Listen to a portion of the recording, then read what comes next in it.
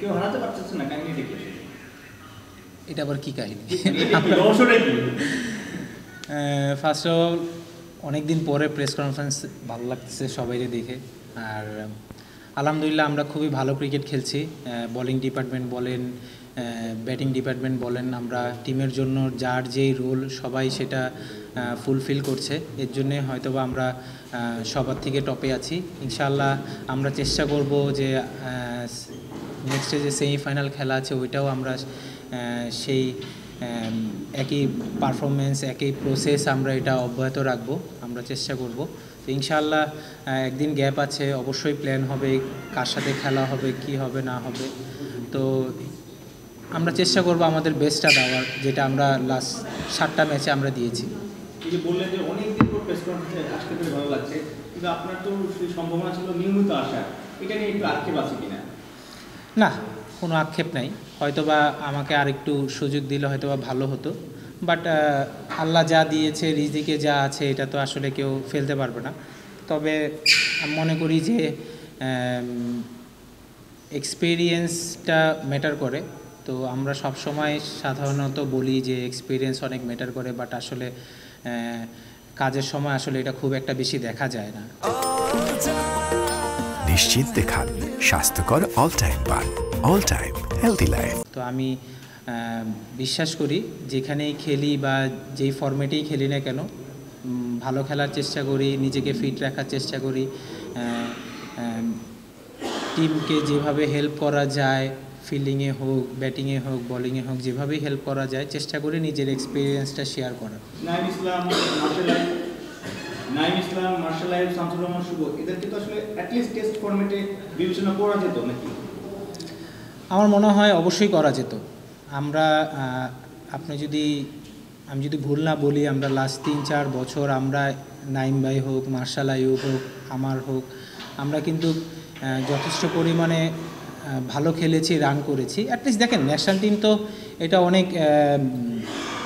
অনেক দূরের ব্যাপার। অ্যাটলিস্ট আমাদের মতন প্লেয়ারদের যদি অ্যাটলিস্ট বাংলা টাইগার্সে রাখা হয়, হ্যাঁ, তো আমরা অ্যাটলিস্ট প্র্যাকটিসের সুবিধাটা পাবো। আমরা ফিটনেসটা আরও এখন নিজেরা করছি, একটা ভালো কোচের আন্ডারে থাকবো, একটা ভালো ট্রেনারের আন্ডারে থাকবো। যদি কখনো ইন ফিউচারে বাংলাদেশের প্রয়োজন হয় তাহলে আমরা রেডি থাকবো।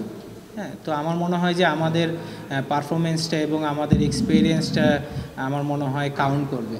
কিন্তু এই যে আপনি যেটা বললেন রাখা উচিত ছিল, কিন্তু ক্রিকেট বোর্ডের আচরণ তো এরকম ছিল যে বাতিলের খাতায় আপনাদেরকে দেখে দিয়েছে, এটা কষ্টের কিনা?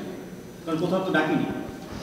দেখেন, কষ্ট নিয়ে যদি আপনি সব সময় থাকেন তাহলে তো আর আপনি নিজেকে বেস্ট হিসাবে তৈরি করতে পারবেন না। হ্যাঁ, মানুষের সবারই দেখেন, আপনি যদি চিন্তা করেন যে অ্যাজ এ সিলেক্টর কখনোই এটা থ্যাঙ্কসলেস জব, রাইট? বাট আপনি এটাকে কতটুকু মিনিমাইজ করে বেস্ট প্লেয়ারদের বার করে আপনি 3টা ফরম্যাট আমরা খেলি বাংলাদেশ ক্রিকেট, তো 3টা ফরম্যাটে কাকে কোন জায়গায় কিভাবে ইউজ করা যায় এটা আসলে সিলেক্টরদের কাজ।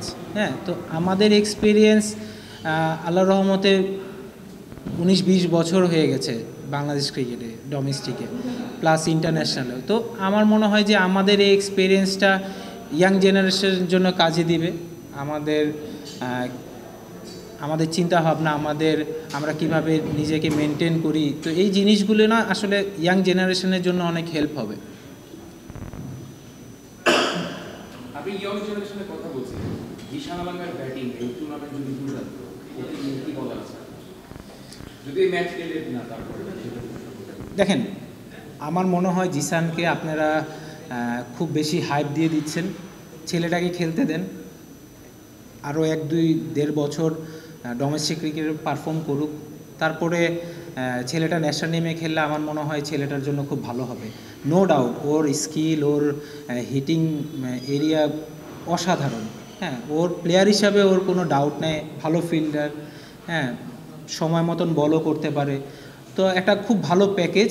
বাট আমার মনে হয় আরেকটু চিন্তাভাবনা করে ছেলেটাকে আরেকটু সময় দিয়ে আরেকটু দেখে যদি না হয় তাহলে খুব ভালো হবে। কারণ আপনি যদি ইন ফিউচারেও দেখেন যে আমরা খুব আর্লি ন্যাশনাল টিমে খেলি এবং আমরা এমন প্লেয়ারদের সাথে কম্পেয়ার করা শুরু করি যেটা আসলে উচিত না। কারণ তারা 18-19-20 বছর ধরে ইন্টারন্যাশনাল ক্রিকেটে ডমিনেট করে যাচ্ছে, ওয়ার্ল্ড ক্রিকেটে। তো আপনি হুট করে একটা ছেলেকে নেবেন, হুট করে ওদের সাথে কম্পেয়ার করবেন, জিনিসটাও ঠিক না। বাট আমার মনে হয় খুবই ভালো প্রসপেক্ট বাংলাদেশের জন্য, বাট একটু সময় দিলে ছেলেটার জন্য খুব ভালো হবে। দেখেন খুব ভালো, ও খুব ভালো ইনভলভ থাকছে মাঠে, প্লাস আমি থাকি মাঠে, ও যখন যেটা প্রয়োজন হয় আমি ওকে হেল্প করি, ও আমার কাছে জিজ্ঞেস করে। তো ও আমার মনে হয় ও খেলাটাকে খুব এনজয় করছে, সাথে ক্যাপ্টেন্সিটাও এনজয় করছে।